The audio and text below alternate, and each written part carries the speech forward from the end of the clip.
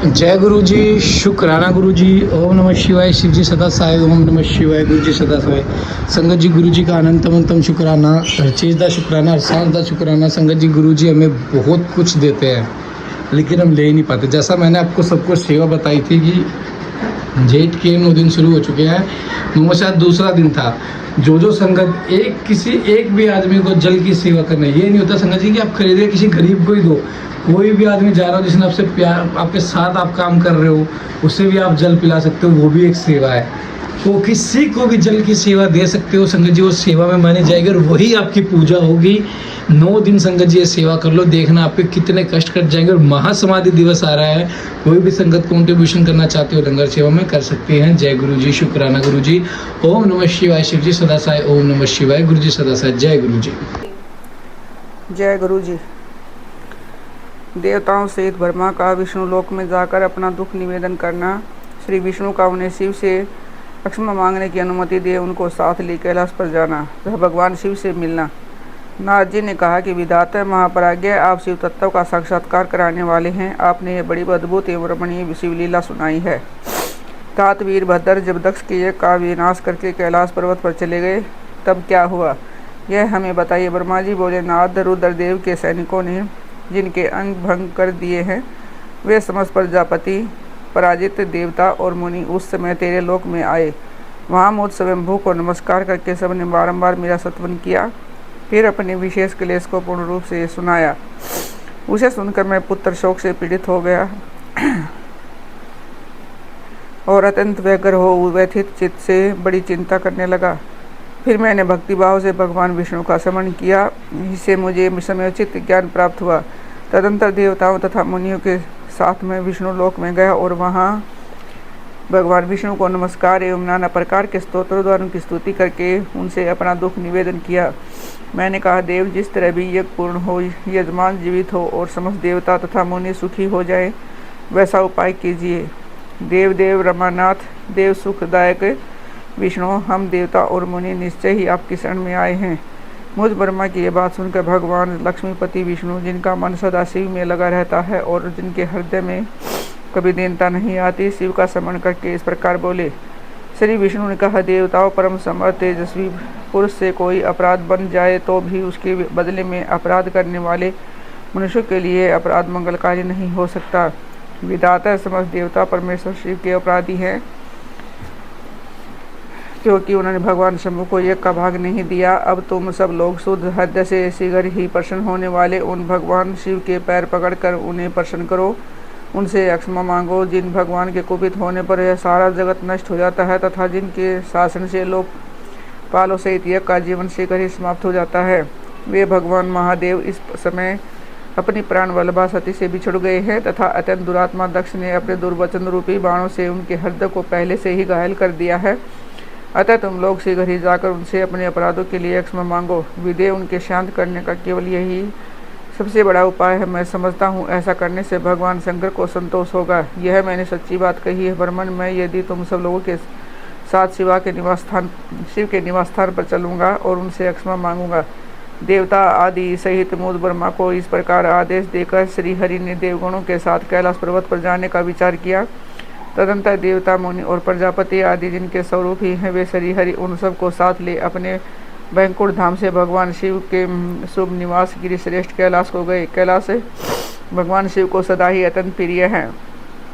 मनुष्य से भिन्न किन्नर, अप्सराएं और योग सिद्ध महात्मा पुरुष उनका भलीभांति सेवन करते हैं तथा वह पर्वत बहुत ही ऊंचा है, उसके निकट रुद्रदेव के मित्र कुबेर की अलका नामक महादिव्य एवं रमणीय पुरी है, जिसके सब देवताओं ने देखा है। उस पुरी के पास ही सौगंधिक वन भी देवताओं को की दृष्टि में आया, जो सब प्रकार के वृक्षों से हरा भरा एवं दिव्य था। उसके भीतर स्वतंत्र सुगंध फैलाने वाला सौगंधिक नामक कमल खिले हुए थे।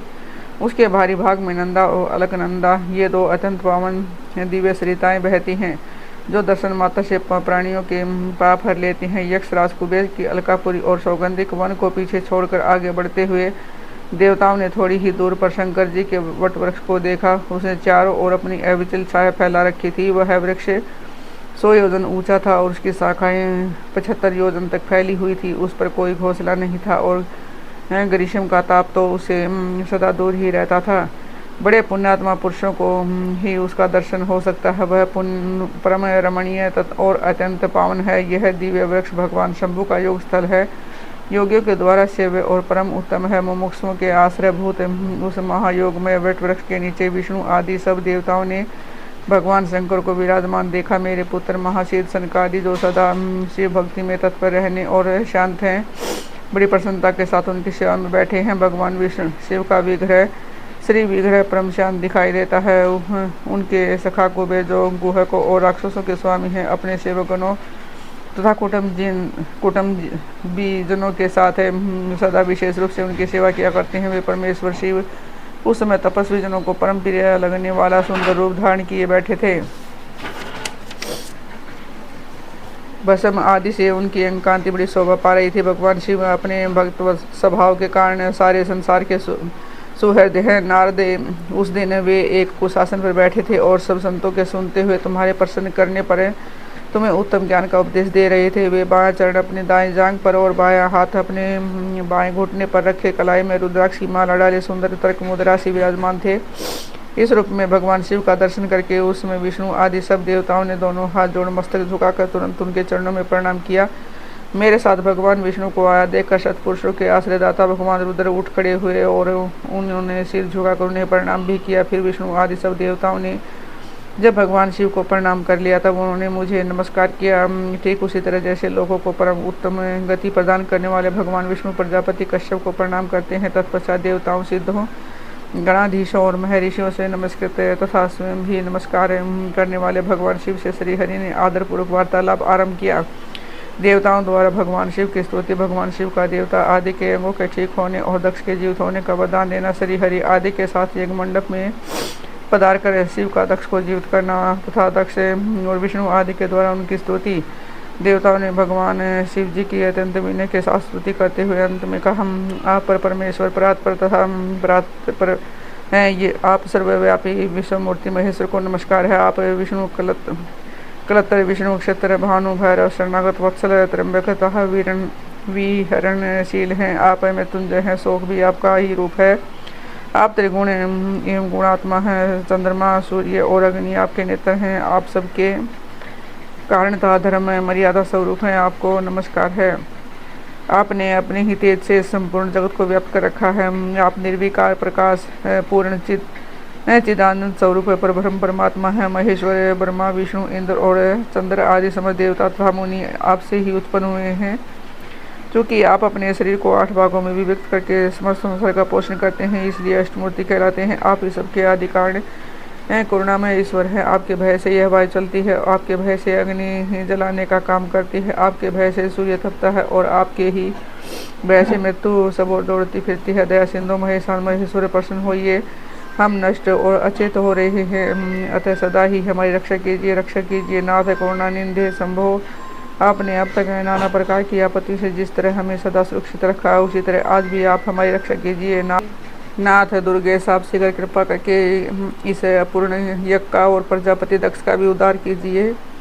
भग को अपनी आंखें मिल जाएं, यजमान दक्ष जीवित हो जाए, पूषा के दांत जम जाए और भगु की दाढ़ी मूछ पहले जैसी हो जाए। शंकर आयुधों और पत्थरों की वर्षा से जिनके अंग भंग हो गए हैं, उन देवता आदि पर आप सर्वथा अनुग्रह करें, जिससे उन्हें पूर्णतः आरोग्य लाभ हो। नाथ, यज्ञ कर्म पूर्ण होने पर जो कुछ शेष रहे वह सब आपका पूरा पूरा भाग हो, उसमें और कोई हस्तक्षेप न करे।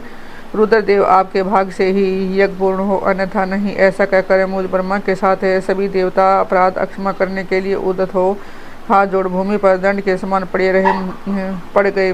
ब्रह्मा जी कहते हैं कि नाथ, मुझ ब्रह्मा, लोकपाल, प्रजापति तथा मुनि सहित श्रीपति विष्णु के अनुनय विनय करने पर महेश्वर शिव प्रसन्न हो गए। देवताओं को आश्वासन दे हंसकर उन पर परम अनुग्रह करते हुए करुणा निधान परमेश्वर शिव ने कहा, श्री महादेव जी बोले, सुरश्रेष्ठ ब्रह्मा और विष्णुदेव, आप दोनों सावधान होकर मेरी बात सुने।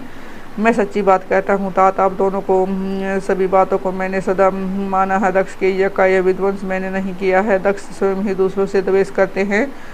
दूसरों के प्रति जैसा बर्ताव किया जाएगा वह अपने लिए ही फलित होगा, अतः ऐसा कर्म कभी नहीं करना चाहिए जो दूसरों को कष्ट देने वाला हो। दक्ष का मस्तक जल गया है और इसलिए इनके सिर के स्थान में बकरे का सिर जोड़ दिया जाए। भाग देवता मित्र की आंख से अपने यज्ञ भाग को देखे। तात पूषा नामक देवता जिनके दांत टूट गए हैं, यजमान के दांतों से भली भांति पीछे गए ये गान का भक्षण करे। यह मैंने सच्ची बात कही है। मेरा विरोध करने वाले भृगु की दाढ़ी के स्थान में बकरे की दाढ़ी लगा दी जाए। शेष सभी देवताओं के जिन्होंने मुझे यज्ञ भाग के रूप में यज्ञ की अवशिष्ट वस्तुएं दी हैं, सारे अंग पहले की भांति ठीक हो जाएं। अर्धव्यू आदि यज्ञों में से जिनकी भुजाएं टूट गई हैं, वे अश्विनी कुमारों की भुजाओं से, और जिनके हाथ नष्ट हो गए हैं, वे पुष्पों के हाथों से अपने काम चलाएं। यह मैंने आप लोगों के लिए प्रेमवश कहा है। ब्रह्मा जी कहते हैं कि नारद ऐसा कहकर वेद का अनुसरण करने वाले सुर सम्राट चराचरपति दयालु परमेश्वर महादेव जी चुप हो गए।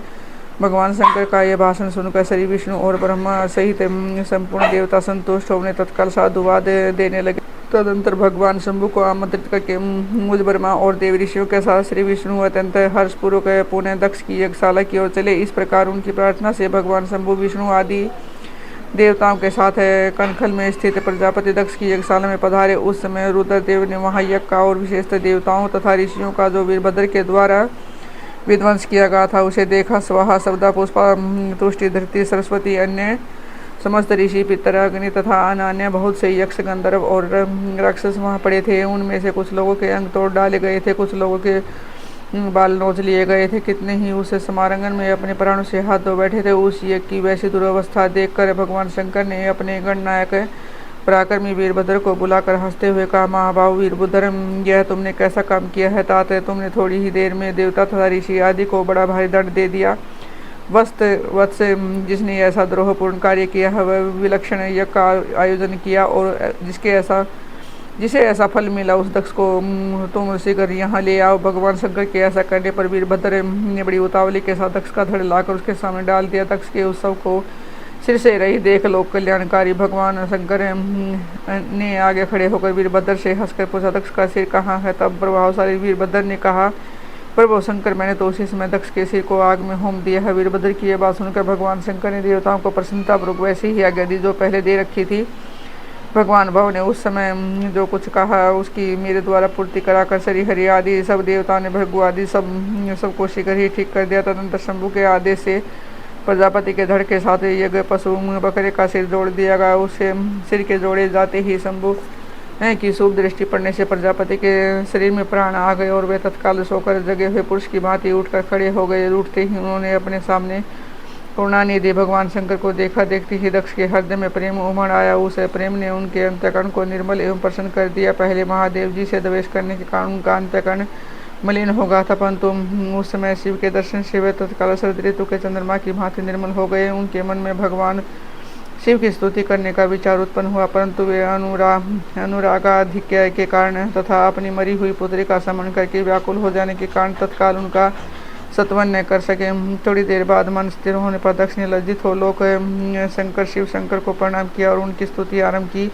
उन्होंने भगवान शंकर की महिमा गाते हुए बार बार उन्हें प्रणाम किया। फिर अंत में कहा, परमेश्वर, आपने ब्रह्मा होकर सबसे पहले आत्म तत्व का ज्ञान प्राप्त करने के लिए अपने मुख से विद्या तप और व्रत धारण करने वाले ब्राह्मणों को उत्पन्न किया था। जैसे ग्वाला लाठी लेकर गौओं की रक्षा करता है, उसी प्रकार मर्यादा का पालन करने वाले आप परमेश्वर दंड धारण किए उन साधु ब्राह्मणों को भी सभी विपत्तियों से रक्षा करते हैं। जैसे दुर्वचन रूपी बाणों से आप परमेश्वर को बीन डाला था, फिर भी आप मुझ पर अनुग्रह करने के लिए यहाँ आ गए हैं। अब मेरी ही तरह दैन्यपूर्ण आशा वाले इन देवताओं पर भी आप कृपा कीजिए। भक्त वसल दीनबंधु संभव, मुझ में आपको प्रसन्नता करने के लिए कोई गुण नहीं है। आप सड़ी से संपन्न प्राप्त महात्मा है, अतः अपने ही बहुमूल्य उदारतापूर्ण बर्ताव से मुझ पर संतुष्ट हो। ब्रह्मा जी कहते हैं कि नाद इस प्रकार लोक कल्याणकारी महाप्रभु महेश्वर शंकर की स्तुति करके विनित चित प्रजापति दक्ष चुप हो गए। तदंतर श्री विष्णु ने हाथ जोड़ भगवान वृषध्वज को प्रणाम करके प्रसन्नतापूर्वक हृदय और वाष्प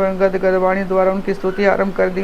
तदंतर मैंने कहा, देवदेव महादेव करुणा सागर प्रभु, आप स्वतंत्र परमात्मा हैं, अद्वित मैं विनाशी परमेश्वर हैं। देव ईश्वर, आपने मेरे पुत्र पर अनुग्रह किया, आपने अपमान की और कुछ भी ध्यान न देकर दक्ष के यज्ञ का उद्धार कीजिए।